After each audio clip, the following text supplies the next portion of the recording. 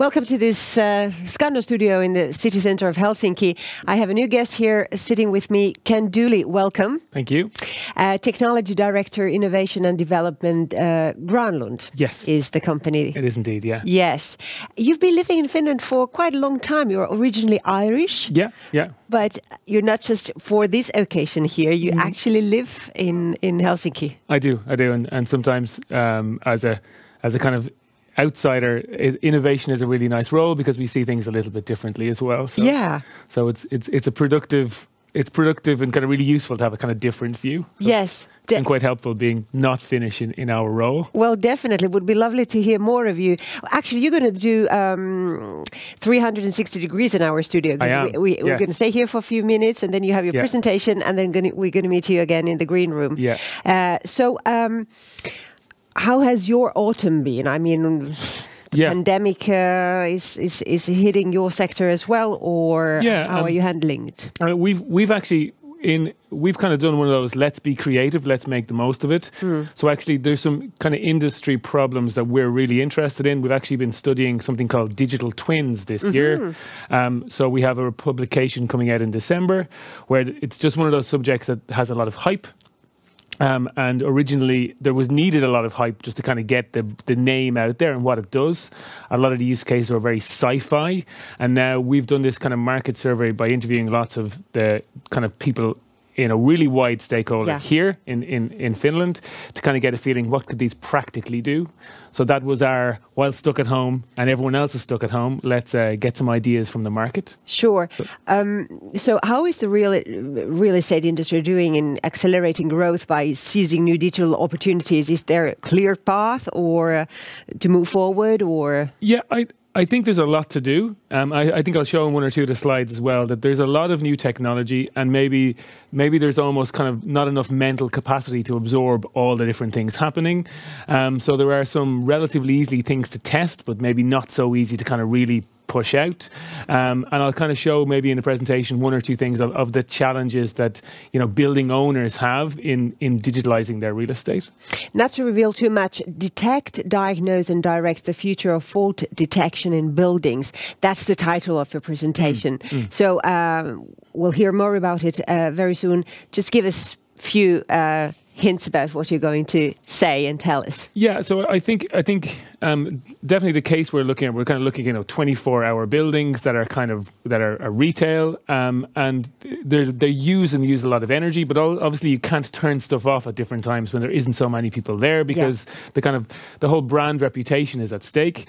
So it's really hard to kind of balance kind of having a really good performance for your customers, but also having a kind of really looking at energy saving. So we have a nice case from Kesko. Lovely, lovely. So Ken Dooley from Granlund, the stage is yours. Okay.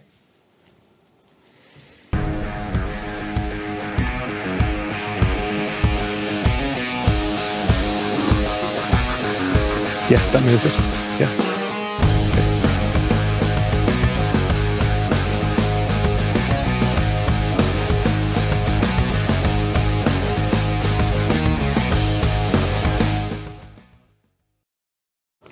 Okay, so yeah, as I said a moment ago, I'm going to talk about kind of fault detection in buildings today.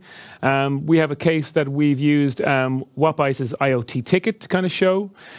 So a little bit about Granlund first. We're a kind of over 1,000 employee kind of Finnish company, close to, let's say, 100 million turnover, really focused on design, consulting and software in the built environment.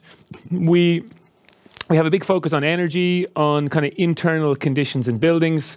And the kind of overview really is just looking at kind of health and well-being for people and for the kind of buildings and the environment is a big focus. To give a kind of a feeling of where the industry is, where is real estate, there's a nice report from KPMG last year that really looked at prop tech, so kind of technology around property. And there was kind of some sobering facts with regards to things like integration, quite low levels of integration, and some statements, about, let's say, the kind of levels of data strategy that certain companies have. A large amount of companies, let's say, a third here just don't have a data strategy at all. So we're going to talk about some of these things today and the kind of challenges. I think one thing that I just mentioned with Ella as well is just the kind of new technologies coming into the industry, and that kind of asset managers and building owners kind of have to kind of understand what's happening. There's a lot of kind of competing technologies. So you have here, let's say, kind of smart building, let's say layers of different sensors. And to be honest, one thing we've seen is there isn't a lot of kind of real value created by a lot of these things here.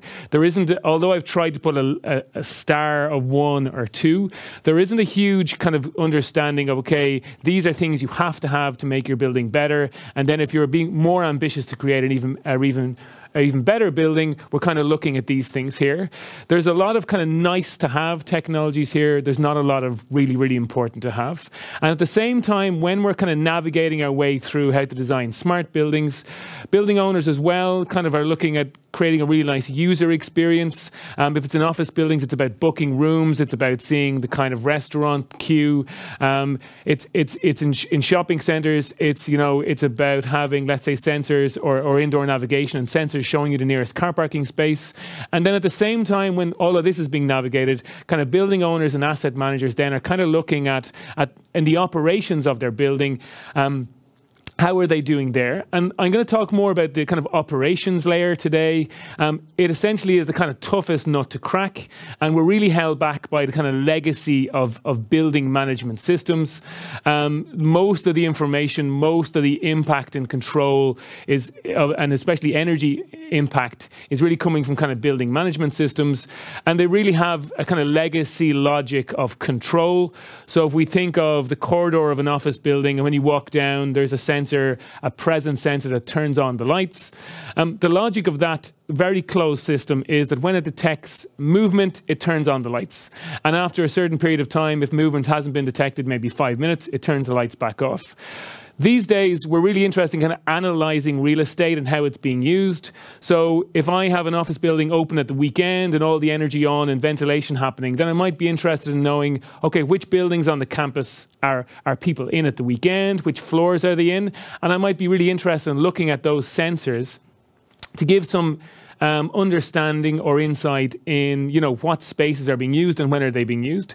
But again, that closed system of those sensors, they haven't been made to output that data, and that really holds us back in really getting the most and really optimizing. So one case we're going to present today then is Kesko's Easton in East Helsinki.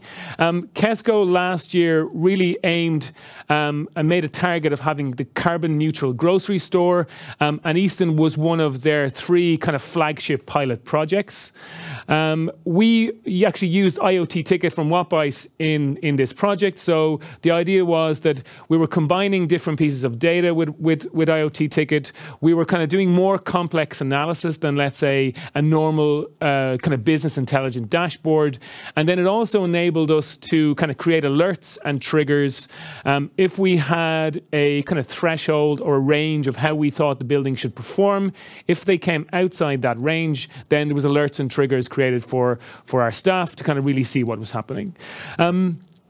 To give a feeling of the kind of integration or the kind of data that was combined, we were really in this case kind of looking at the energy consumption data of the different systems, the building management system data that was controlling the ventilation and heating and lighting and all these things, the service data, which is mostly around our machines being maintained, are they being looked after, our filters in ventilation machines being changed, these kind of really focused on maintenance things, and then really understanding the kind of open data issues like weather and these kind of things. An example of the dashboard that we're using can be seen here, and there was the integration layer, and then there's the kind of complex analysis and alerts that are set up through the IoT-TICKET dashboard. Our focus was really on this idea of kind of detect and diagnose, and then the important thing for us is the element of direct, and then the kind of follow up on that as well over time. So fault detection, is soon becoming kind of best practice. It isn't something, it isn't something that's totally new. But for us, And fault detection is quite high level. It's really saying there's a problem in the system and there's an element of diagnosis in it. But what we were able to do in these cases, and what we're really kind of getting better at all the time, is really taking that diagnosis to be kind of really, really fine-tuned and really specific, and actually directing maintenance people and problem solvers to kind of pinpoint specific where to go. And then allowing us to follow these things up on time, so continuously. And the ability to not just say, you know, this area of the building is cold, there must be a problem with the heating system, or this area of the building is cold, there must be a problem with the ventilation system, but actually drilling down and finding the exact kind of cause of the problem and being able to send a description of what needs to be done is a really important thing that has been done here. And I think the most simple way to explain it without going into detail is that we could have an office building and someone reports that there's a light bulb out in an open office area. What we want to get to the point of doing is not just saying to a maintenance person, come and replace the light bulb, because then they come and they look at the light bulb and they go, okay, it's that type of light bulb, and they leave and come back with that light bulb. The industry needs to get to the point where the person is told there's a light bulb out in this exact area, it is this light bulb, and the maintenance people come knowing exactly what the problem is, knowing exactly what tools they need to fix it, and then they leave again and they only make one visit. And that's really where this kind of direct and this pinpoint specific direct comes in. The case in Easton was really about kind of energy recycling and energy recovery. There's three main elements. There's kind of a cooling center, which is kind of making heat because it's cooling the various cold storage machines in the shopping center. It's a 24/7 grocery store in East Helsinki. There's then a kind of heat pump where the free heat and the waste heat from the cooling machines come in, and then there's a heating center where they're combined. And the whole idea here is that it's actually quite of a complex arrangement. You have, you know, free heat coming from the ventilation machines, from the cold storage in the storage areas, from the cold machines where the milk is and meat is and these kind of things. You also have the potential to add kind of geothermal free heat as well. And then you have the idea that there's a heat pump and it's kind of combined with, let's say, buffer tanks. So you have kind of free heating coming from the cooling machines. You have heat demand over for heating the building at the same time. And then you have the kind of fluctuating outside temperature as well. And this is where the kind of main gains have been made on this project. So actually, it only took about 6 months to get the main results and to really get it moving. It required very little investment because the building had been designed and the building had been installed and commissioned. But because this is kind of a complex balance, it took a lot of extra work after the building was opened to really kind of balance and to get this working. So the real focus was on kind of balancing when cooling was needed and when heating was needed and the outside temperature. Outside of that, IoT-TICKET allowed us to kind of really see if there was kind of overheating in some spaces like the car parking areas or over ventilation in other spaces, and really looking at the kind of times of those kind of locked-in closed systems and bringing the information out. The kind of results were really impressive. The heating energy was reduced by just about 70%, and kind of really without new investments, which was something that we were really pleased about, and really proud that actually it won a Motivan Energia Nerokas award, so the Finnish Energy Agency's Energy Genius Award, I guess, in English, in 2019. So a really nice kind of support that Kesko and Granlund got for this project. So I think in summary, from our point of view in Granlund then, it's really that this operations phase is the kind of most difficult and most complex and maybe most old-fashioned, and kind of the legacy of old technology is there. It's easy to do some of the other important smart building and user experience stuff, which is super important. But we also kind of need to look at these operations elements. This Kesko case, they really were looking at kind of carbon neutral buildings and how to do that. And in order to kind of create that and deliver that target, IoT-TICKET then was super useful in getting that information out and getting it displayed and allowing kind of the alarms to come to show us what we needed to do. And we're really happy with the result of these really, really kind of high energy savings, that the heating energy was reduced by 70%. Okay, so that's all from me. If you have any other interesting kind of questions about this, it's the Granlund digitaaliset kiinteistöpalvelut, so digital facility services team, or you can contact me at my email there or at Ken Dooley on Twitter. Okay, thank you. So thank you, Ken. That was very interesting. All right, so welcome to the studio here. Thank you.